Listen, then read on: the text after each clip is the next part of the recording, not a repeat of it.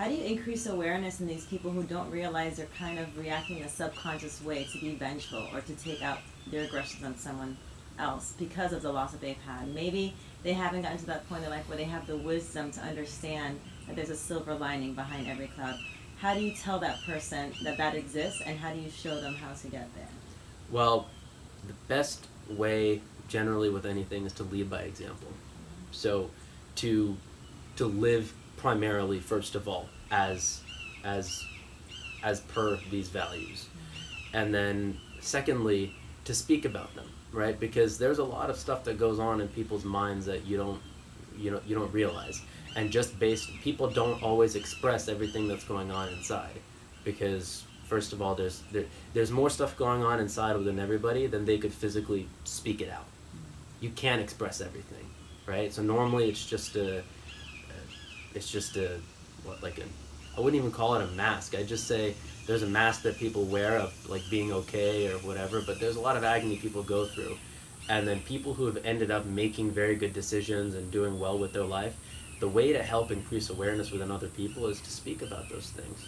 And also, there's another aspect of do what I say, not what I do.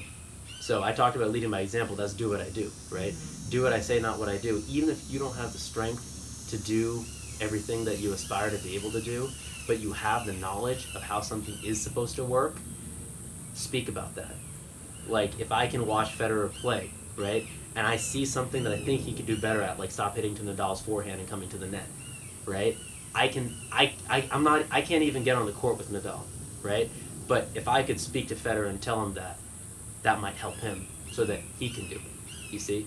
So there are various ways in which one can help, and it all comes from having it within yourself and then expressing it outwards. And ultimately, you cannot actually affect a change within somebody else. You can't.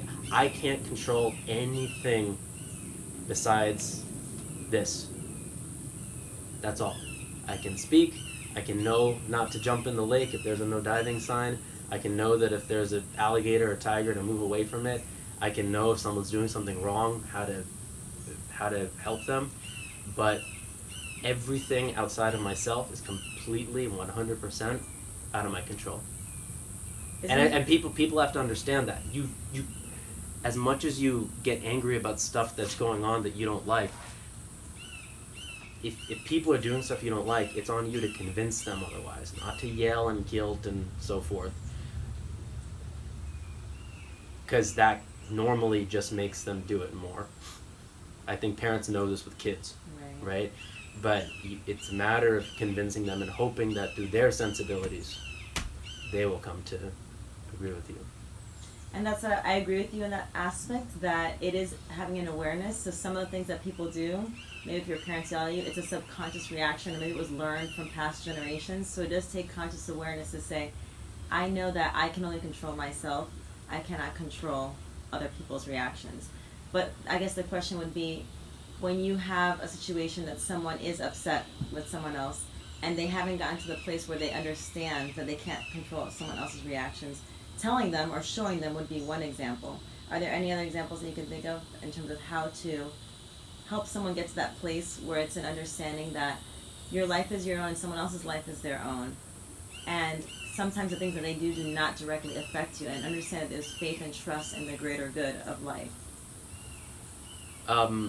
So to answer that question, I'll just defer back to what I just said, and more. So everything that I just said, as well as letting the person know that you're there for them, it makes a big difference. And this ties back to what we talked about with relationship. When people feel that they're not going to be, screwed over by somebody, or that in a relationship that they're going to be cared for, at a basic level at least, that eliminates a lot of the fear that they have, that they then enact through annoying behavior or hostile behavior or distrustful behavior, doing stuff behind your back. I learned in acting about mirror neurons. So an actor's job is not to deliver lines. The lines are written by a screenwriter somewhere else. The actor's job is to embody the emotional life of that character. That's why someone watches a movie instead of reading the script. The actor is there to bring an emotion within themselves that then, through a mirror effect, brings the same emotion within the viewer. So, and generally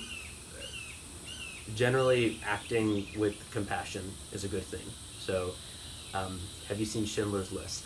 Love the movie. Yes, I have. Yes. So, quick background: Schindler saved 1,100 Jews from being killed in the Holocaust, and by trading his money to one of the Nazi guards, essentially. And at the end, this guy, his friend, gave him this ring, and he says, it has an inscription from the Talmud, which says, "He who saves one life saves the world entire." And Schindler, he took this ring, and some part of him felt like he wasn't worthy of receiving it. Though he had saved 1,100 Jews, he started recognizing that he has a car. He could have traded that for two people's lives. He has a coat, one person's. He has shoes, another person's. And he drops the ring, and he quickly scampers to pick it up. And he says, that person is dead. And he says, I could have saved one more person. And I didn't. And I didn't. And he cries and cries and cries. And all these people that are around him, they all come and they hug him, and they're so thankful for what he did. And when this movie was made 50 years after the real event, they show who these people are today, and the children that they have, and the generations that have lived because of him. There was still more he could have done, and he knew it only when he was given. Because normally, look, he's dealing with this Nazi guy. He's trying maybe not to get exposed, and killed. He's focused on all this negative, fearful stuff, but he's still acting with all of that compassion. And then after it's all said and done, this guy gives him this ring saying, thank you. All the fear goes away. All the negative stuff goes away, and he just feels humbled. He himself is humbled and realizes that there's still more that he could have done. And that humility literally brings him to his knees. And it's the most... I've seen the movie once. It's really long. I've seen that scene 50 times.